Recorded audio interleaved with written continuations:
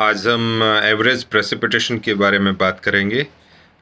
इसके basically 3 methods discuss करेंगे। एक सिंपल जो अर्थमेटिक मीन मेथड है, सेकंड जो थिसेंस पॉलीगॉन मेथड है, और लास्टली जो सबसे बेस्ट है आइसोहेटल मेथड। उसका डिटेल डिस्कशन और कैलकुलेशंस करेंगे। Suppose we are given with the spot or point rainfall values from the rain gauge stations, and we need to convert that how the values are partially averaged out. So for that, we need to use certain methods which have been prescribed and used to arrive at the average precipitation over whole area. Area means watershed or catchment. Over whole area. Area when I say, then it may represent say Ahmedabad city or a say Sabarmati catchment or smaller part of it, maybe a Sabarmati is a sub watershed. Catchment is bigger, watersheds are smaller, and there may be administrative boundaries like Ahmedabad district. We are interested in average precipitation, or we may be interested in the average precipitation only in the Ahmedabad city boundaries like AMC boundary or ODA boundary, Ahmedabad Municipal Corporation's limit or the Ahmedabad Urban Development Authority's limit. We are interested in average precipitation to design the drainage system, stormwater drainage system we are interested in designing. So what we need that how big is the city, how the city has been stressed over time period, and we are interested that in this new developed city areas, the total area, what is the new average precipitation of the Ahmedabad city. So that need to be taken care of, that we are calculating it over the time period as per the development taking place in and around cities, in and around highways, in and around water courses, rivers, canals, etc. So average precipitation is not a constant phenomena.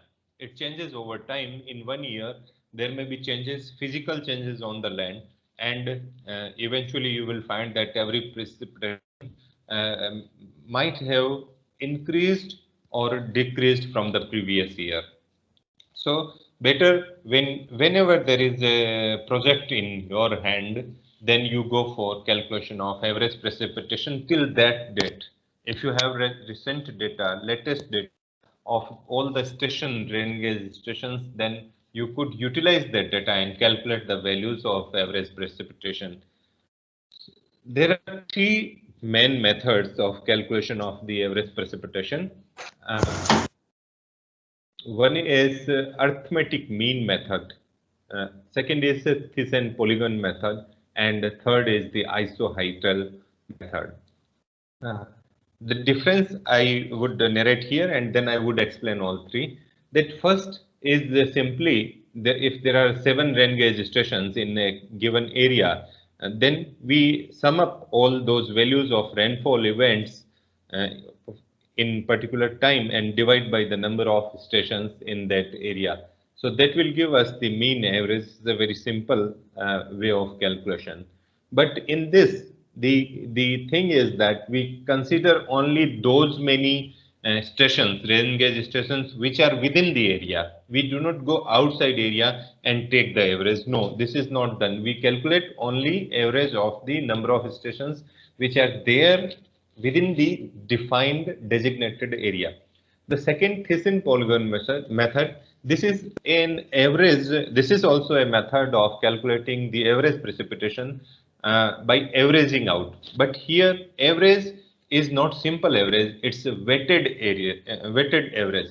Weighted average, and weights are decided by the area a particular rain gauge station representing. That is where the trick comes into picture, and this method is so popular among all the engineering disciplines that Thyssen polygon method is used vastly, but more precise is isoheital method. How we go about Thyssen polygon method we'll discuss, but before that let's compare all three. Isoheital method is comparatively more accurate as compared to Thyssen polygon method, and Thyssen polygon method is better than the simple arithmetic mean method. How it is more accurate? Because here we take two kind of calculation. One, we draw the isoheights depending upon like rain gauge value. Suppose here on one rain gauge station there is 100 millimeter of rain, and on second there is 120, third there is 180. So these values are different. Now we draw isoheights. Isoheight, you know, line connecting values of equal rainfall at a particular time, at a particular time, at a section of time. Say on 1st January 2000 or on 31st January like 2010. On a particular day and particular time, we measure the value and we draw the isoheight. We can draw also isoheights of average values for the whole day, and for the monthly average values we can draw the isohyets की इस area की आइसोहाइट्स हैं जो monthly average की ऐसी हैं, तो वो आइसोहाइट्स हम ड्रॉ कर सकते हैं। लेकिन उसी स्टेशन का हम एवरेज से मंथली ले रहे हैं या एनुअल एवरेज ले रहे हैं, और उसके बीच में से आइसोहाइट्स इक्वल रेनफॉल वैल्यूज को कनेक्ट करके हम ड्रॉ करते हैं। तो आइसोहाइट ड्रॉ करने के बाद हमें वैल्यूज मिलती है, फिर हम उसका एवरेजिंग करते हैं। तो तीनों में बेसिकली एवरेज ही होता है, लेकिन यहाँ पे पहले में हम सिंपल एवरेज लेते हैं, दूसरे में हम एरिया वेटेड एवरेज लेते हैं, थर्ड में हम पहले आइसोहाइट ड्रॉ करते हैं, वो रिप्रेजेंट करती है एक्चुअल रेनफॉल को, क्योंकि जो आइसोहाइट हम ड्रॉ करते हैं वो फ्री हैंड ड्रॉ करते हैं, जैसे हम कंटूर ड्रॉ करते हैं, and we interpolate or we judge by eye that how the line should pass. So that give an upper edge to this method of calculation of average precipitation. So let's take a look onto this method, that how it can be used. So first method was simple. We take the arithmetic mean of the given values. Suppose there are station 7, so just add all these values of the precipitation and then divide. But in Thyssen polygon method, suppose we have 6 stations and they are marked with 1 to 6 here like this. How? 1, 2 here, 3 here. You follow my arrow on the screen. 4, 5, and there are 6.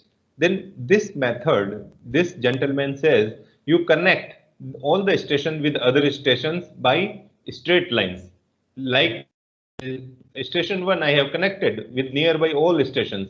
So there is 2 I have connected straight, then 6 station connected, and 5 connected, and 3 connected. So all the stations have been connected, but no, this 1 is not connected to 4 because it will intersect otherwise the 3-5 line. Are you getting? So this station has been connected. Now after connecting this, what we get are the set of triangles or polygons, you could say, set of triangles here. This curvilinear area is area of interest, in which we are interested in calculation of average precipitation. This is area of our interest. This is problem area. This area you can call it as a watershed. This area, if big enough, large enough, we can call it as catchment. So I think you are comfortable in understanding that what the areas are all.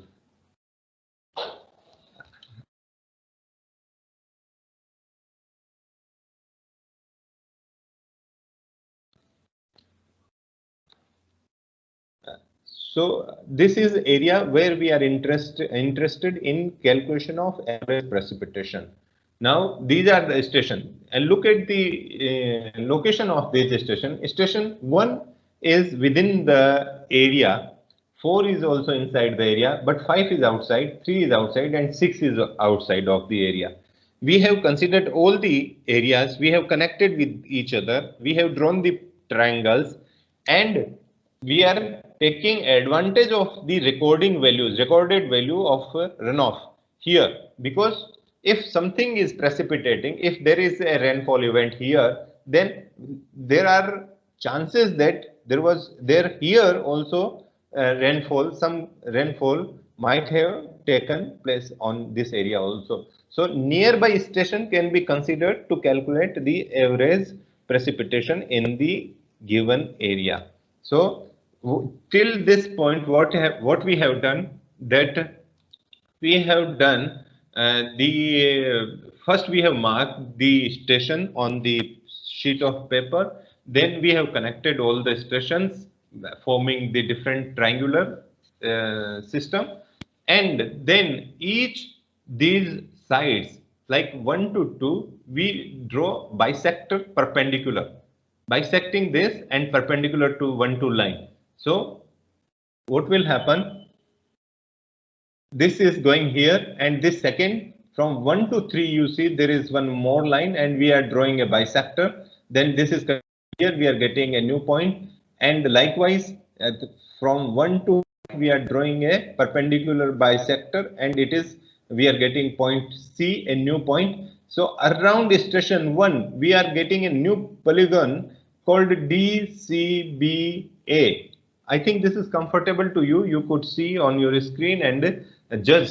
And every station, rain gauge station, you take any rain gauge station. Here is the station 4. Suppose we have connected it with 3, nearby 3, and we have connected also with the 5. There is no other rain gauge station. If we connect with 1, then there would be like this crossing 3 5 lines. So we are not connecting. Now there are 2 lines, we are drawing perpendicular bisector here, perpendicular bisector here, so we are getting G, and this extended value cutting this curvilinear line at F and this curvilinear line H. So where is the polygon here? Polygon is F, G, H, and then take this curved line. So this is new polygon, and we are interested in area of, because we are calculating area weighted average here.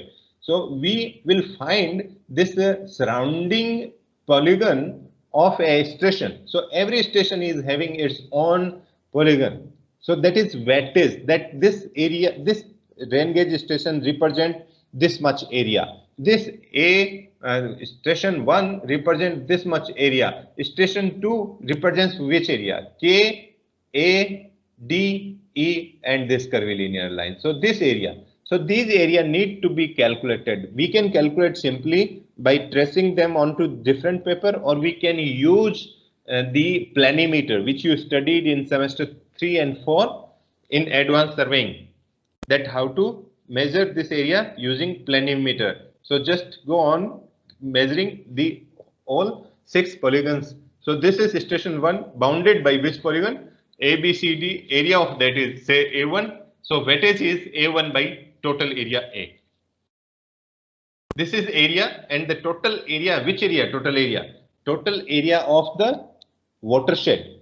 This is our watershed with curvilinear line. This not a straight line is watersheds and catchment do not have straight lines. They are always joined by curvilinear line. So this represents. So area bounded within this is capital A. A1 is the area of polygon ABCD. So this is weightage for this station. Now how to calculate the average precipitation? So average precipitation is P bar or PAV, you can write, is equal to P1A1. Earlier in simple arithmetic mean we have taken simply P1 plus P2 plus P3 plus P4 and so on divided by the total area of the watershed.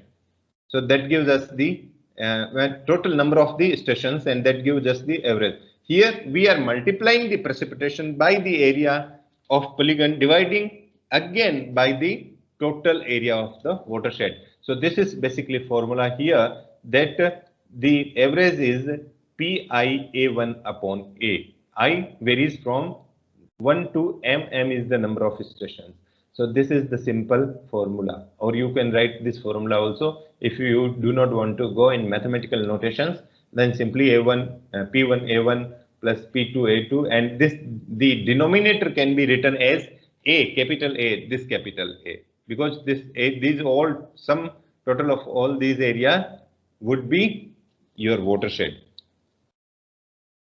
I think it is easy. In the university examination, you would be given mostly the areas here, A1, A2, A3, A4, A5. So no need to calculate or draw the polygons, and also the use of the planimeter is not required in the examination, and directly you could calculate with the given the area of polygon and total watershed area, and you multiply by the rainfall values onto that rain gauge station, and you will come out with P bar or P average in the whole watershed. So this is the P value.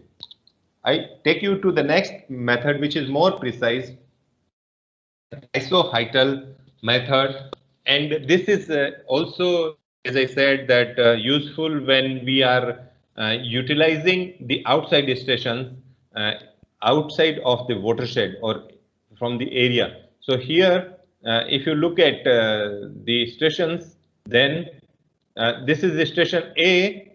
Earlier it was 1, 2, 3, 4, 5. Here station A, station B, station rain gauge station C. Where is the D is here, E is here, and one more is F here. So these are station names given, rain gauge station names are given. Now we are interested in this. This is the watershed boundary. We are interested in finding the value of average precipitation throughout this watershed. Throughout this watershed, that what is the average precipitation? You can look at the precipitation is 9.2 centimeter here, 7.2 centimeter here. This is variable. This is not constant. So this variable value cannot be taken for the analysis. So we are interested that what is the representative value, what is the average value. So for that, what we need to do, we draw isoheital lines. They are called isoheights or isoheital lines. Okay. So these represents lines of equal values of rainfall. This line represents 9 mm of rainfall, this 8 mm of rainfall, this line represents 10 mm of rainfall, this circle represents 12 mm of rainfall, this line represents 4 mm of rainfall, and so on.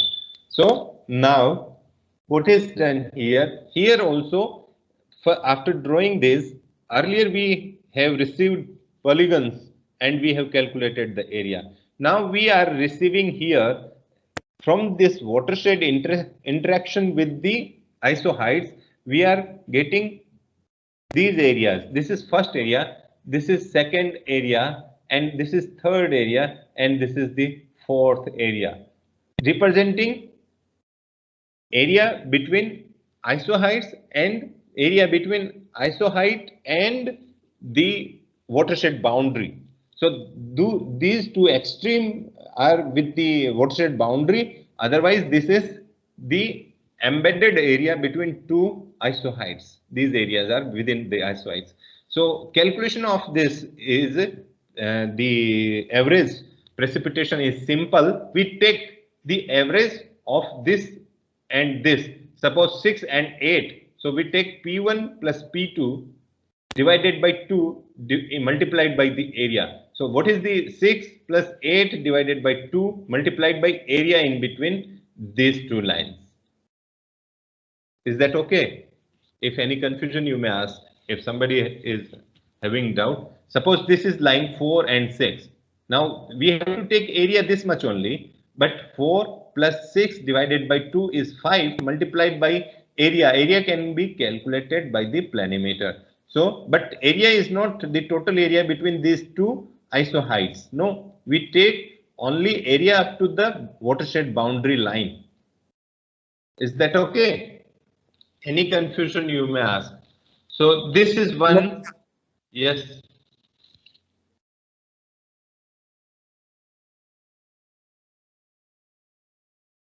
Okay. So this gives us the P bar or average precipitation in this whole watershed.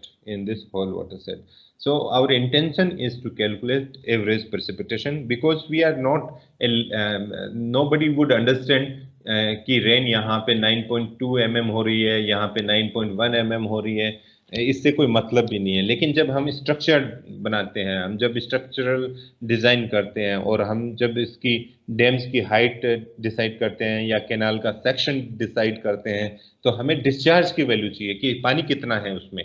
तो पानी कितना है, तो पानी कहाँ से आएगा, पानी यहाँ से आएगा। तो हम एक एक चीज की, हर एक स्टेशन की कैलकुलेशन नहीं कर सकते सारा का सारा। We need aggregated values, averaged out values. तो बहुत सारा बड़ा है, जैसे नर्मदा बेसिन है या साबरमती बेसिन है, तो इनका एवरेज वैल्यूज मिलती है हमें। उस कितना पानी सरदार सरोवर में पूरे गुजरात का, महाराष्ट्र का और मध्य प्रदेश का यहाँ केवड़िया में आएगा, ये वैल्यू कैलकुलेशन के थ्रू, एवरेजिंग के थ्रू ही की जाती है और ऐसे ही एवरेजिंग की जाती है। कई बार हम हो सकता है कि एक पूरे बड़े कैचमेंट, जैसे गंगा का कैचमेंट है या ब्रह्मपुत्र का कैचमेंट है या नर्मदा का कैचमेंट है, उसको 2, 3, 4 भागों में बांट देते हैं, तो उनको बोलते हैं सब कैचमेंट या सब वाटरशेड। सब वाटरशेड। तो ये बहुत ज्यादा बड़ा यदि वाटरशेड हो तो उसको सब वाटरशेड में बांट के ऐसे एवरेज निकाल लेते हैं। तो एक बड़ी वाटरशेड में 3-4 एवरेज वैल्यूज होती है, फिर उन 3-4 वैल्यूज का एवरेज लेके हम एक फाइनल एवरेज निकाल सकते हैं। ये भी प्रोसेस हो सकता है डिपेंडिंग अपॉन कि कितना इम्पोर्टेंट प्रोजेक्ट हमारे हाथ में है। तो आप मान के चलिए इंजीनियरिंग में हमारा कुछ भी ऐसा नहीं है जैसे साइंस में आपने 12 तक पढ़ा था कि ये ही फंडामेंटल रूल है, ऐसा नहीं है। ये भी 3 जो मैंने रूल दिया है, इसके अलावा भी आपको कभी दिमाग में आता है कि इसकी बजाय मैं ऐसा यदि करूं तो हो सकता है थोड़ा ज्यादा अच्छा रिजल्ट मिले। तो engineering is still it is an evolving area, it's not fully evolve and depending upon the project, her project अलग है, तो उसमें हर एक मेथड भी अलग हो सकता है। तो ये 3-4 मेथड है जो जनरली यूज होते हैं एवरेजिंग के लिए। और नेक्स्ट हम